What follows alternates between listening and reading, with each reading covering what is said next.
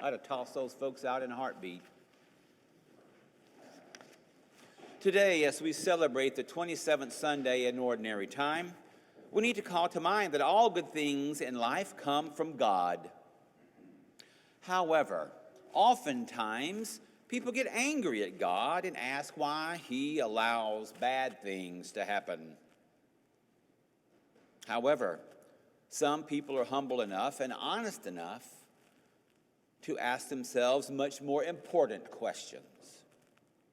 Why do good things happen? Why is there any good in the world at all? Where did that good come from?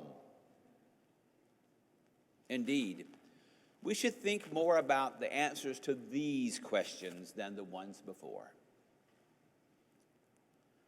The readings appointed for today paint the picture of a vineyard or a garden. Now, gardens are environments carefully prepared by the gardeners in order to enable plants to be healthy, to reach maturity, and to bear abundant fruit. God sees our souls as gardens of virtue. And just as God supplied the vineyard with air, sunlight, water, soil, a wall to protect it, and the tower to guard it, so He supplies each one of us with life, talents, opportunities, family, the sacraments, faith, knowledge, conscience, and the guidance of the church. There is no good thing we can think of that doesn't owe its origin and existence to God. The very best things that God gives us are His mercy and His patience. And it's a good thing He's merciful and patient with us, isn't it? Many heads are nodding. Today's first gospel reading, from the Holy Gospel according to Matthew, shows how many chances God gives His tenants to do the right thing, to fulfill their duties, to do what they were put there to do. When they don't do what is right, God sent three, but there was more than that. Three particularly were named out messengers. And one of a messenger that He sent was His own Son. In justice, however, He didn't have to send any. Because remember, we deserve absolutely nothing from God. Does everybody understand that? We deserve absolutely nothing. So everything we get from Him is because of His mercy and His love. Nothing to do with us particularly, other than we were created by Him. So always remember that. When you're whining and moaning and complaining, you deserve nothing from God.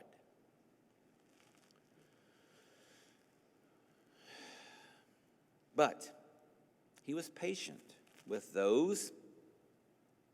He could have evicted those selfish stewards right away. Like I said, I probably would have done that. The first person I went and they got thrown out, I would have gone after them.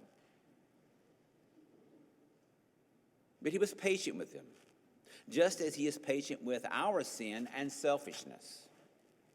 And what is more amazing, He continues to give us more chances. Many more than we deserve. Remember, we deserve nothing. He never gives up on us, even though sometimes we give up on ourselves. God's boundless mercy is the best evidence of His immense goodness and love. Now, there is a common characteristic of many natural religions that human beings have developed throughout history. Notice I said human beings. Is something called anthropomorphism. That's when we project human qualities on everything else. One of those examples is the man in the moon. There are others too, but I'm not going to go into all that. This is just a fancy word for saying that without the help of God's own revelation, people have a tendency to think that God, or the gods, if we're talking about paganism and polytheism, just like us, only bigger and stronger. Now, many of us are familiar with the stories from ancient Greece in which the false gods got into arguments, tried to trick one another, committed adultery. It was as if they were just like human beings, except immortal. Christianity put an end to anthropomorphism in religion. For we know that although human beings are made in the image of God, God is not made in the image of man. God is not made in the image of man. God is unlimited in his knowledge, his goodness, his wisdom, his power. He's not just bigger and stronger than we are. He is on a totally different level of existence. And yet, our fallen human nature has a tendency to think in terms of anthropomorphism. One mistake we often make in this is to think that God loses his patience with us, just as we lose our patience with others, or maybe even with ourselves. We think that since we run out of mercy, that giving mercy takes a huge effort for us. Well, then it must be that way for God too, right? Since he's made in our image. Not. Reluctantly and jealously dispensing forgiveness and love in little drops, drip by drip, like a giant eyedropper in heaven.